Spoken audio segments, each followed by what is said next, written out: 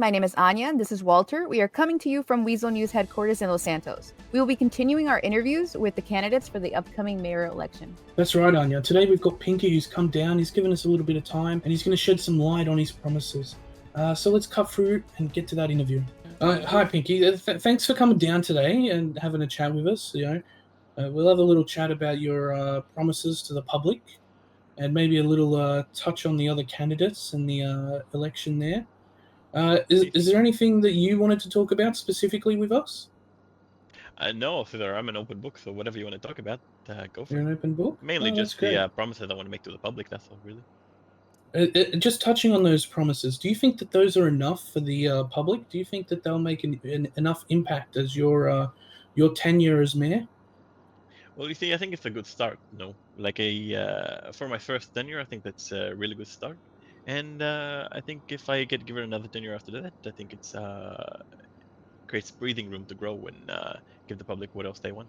Can you go into more detail about what type of boosts or changes you want to implement to the general civilian activities, like the trucking and the fishing? Do you have a See, set plan of specifically what you plan to do? well, I mean, look, at the end of the day, you do have four weeks in the month, no? And we do have, let's see, fishing, tracking, you have house moving, medicinal distribution. Uh, so maybe once a week on a particularly given day, um, the experience will be more enjoyable if you get my drift for those particular tasks. I wanted to ask you, what exactly do you mean by implementing a new system to mechanics? Is there any way you can elaborate on that? See, so I want to obviously just address like the business industry in general. The example I use was mechanics. I mean, I come from a mechanic background. It was the easiest one to explain during my speech. But essentially, for example, when the government releases a new vehicle, right, or a Yes. series of new vehicles, the for example, flywheels, we have the first run of the mill for the first 3 hours of the release. They would essentially sell the vehicle for the first 3 hours. They'd have the only rights to sell it, and then after the 3 hours, Hayes, LSC, Benny's, etc., would get availability to sell them.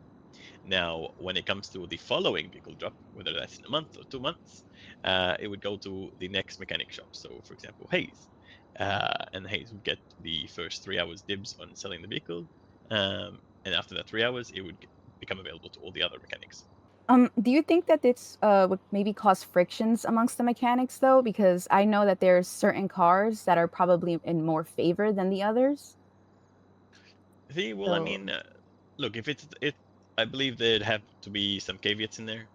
If it's a one-time release vehicle, then perhaps it's made available to all the mechanics. But when it's a series of new vehicles, I think we could, I get around that. I mean, I have a pretty good relationship with the other mechanics and the other managements from there.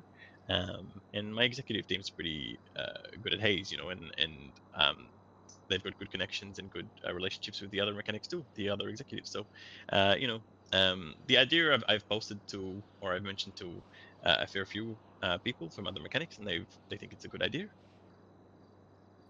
what do you think about your fellow candidates? Like, let's say Chad. What do you think about Chad?